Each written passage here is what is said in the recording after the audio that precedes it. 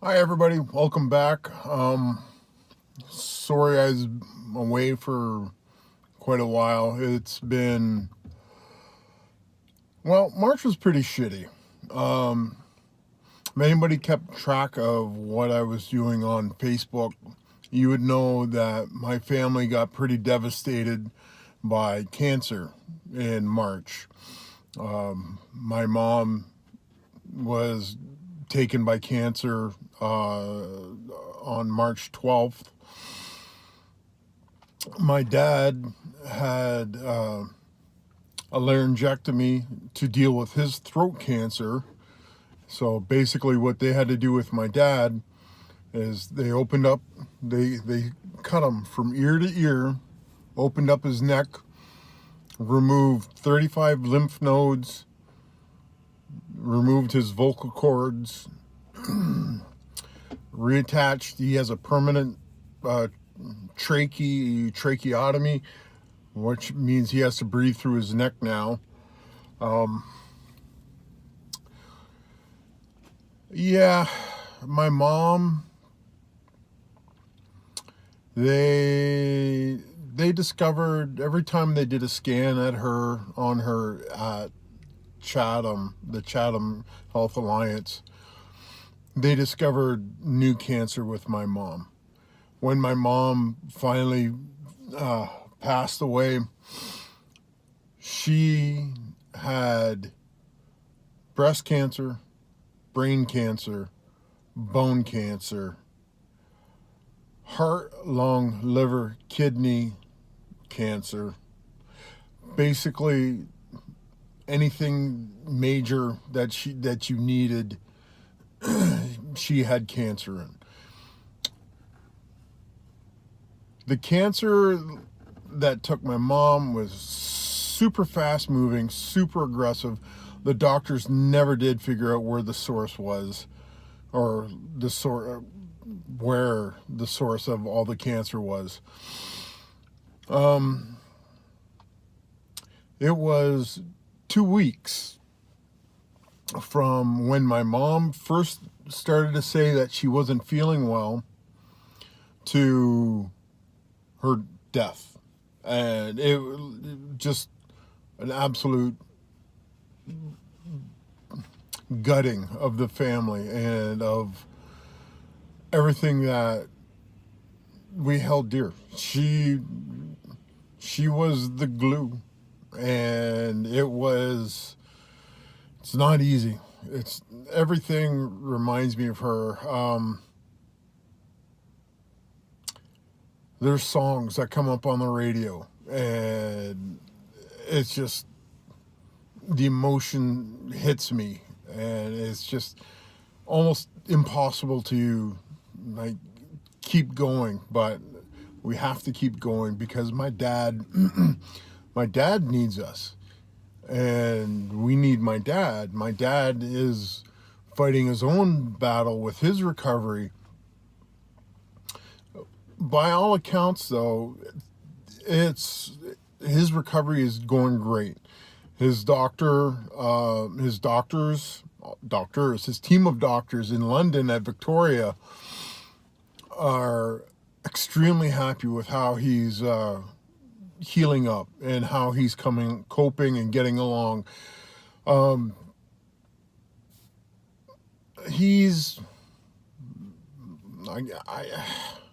as good as he can be right now, and he has to learn how to communicate all over again. We're taking, like I said, 70 plus years of vocal communication and throwing it out the window. It's gone. He has to learn a little bit of patience when trying to communicate with us, and we have to learn patience with him for when we communicate with him. He is going to be getting a permanent prosthesis put in his neck that will help him speak. That's probably the best term of it. That's probably going to be like a month or two down the road. He does have to do a round of radiation to help, just like as a preventative cure. Not right now he's cancer free. His doctors are really confident in that. It's just, this is kind of a preventative thing, like preventative maintenance that he has to do to make sure everything is healing up. It's not going to be fun or easy. He's got to do a month of radiation.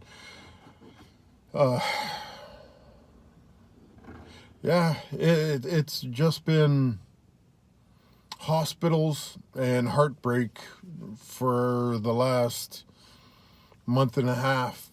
Like, this really started to kick off near the end of February, and the entire month of March was quite possibly the worst month I've ever had. And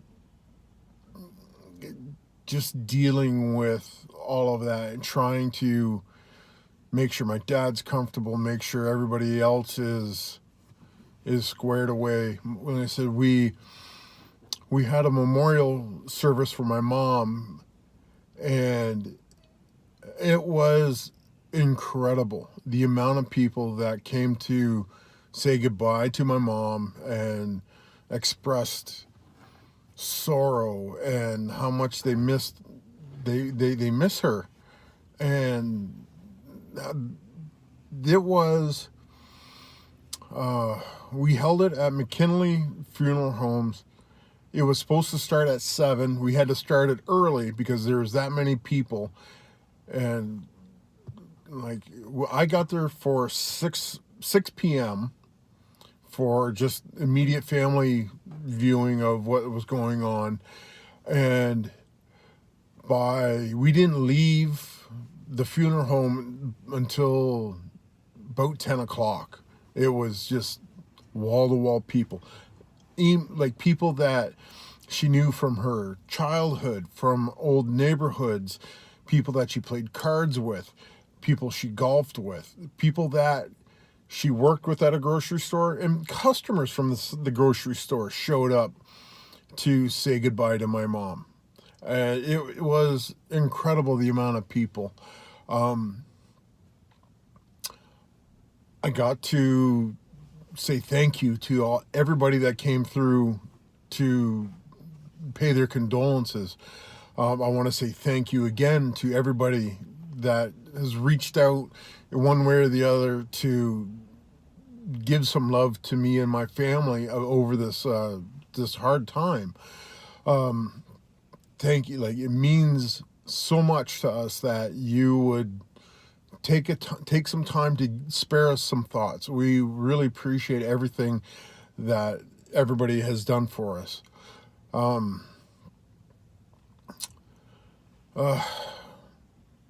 Trying to find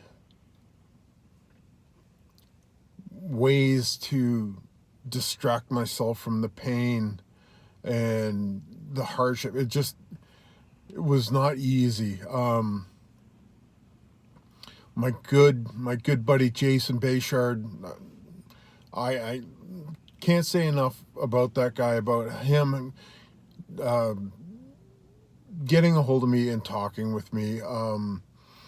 Ron, Mandy, Diana, thank you so much for reaching out. And like I said, Ron and Mandy let me stay in their house while I was in London with my dad. So thank you very much. Heather Wiley, thank you very much for reaching out to me the day of my dad's surgery and taking me out for lunch and distracting me just a little bit. It helped so much. Heather, thank you very much.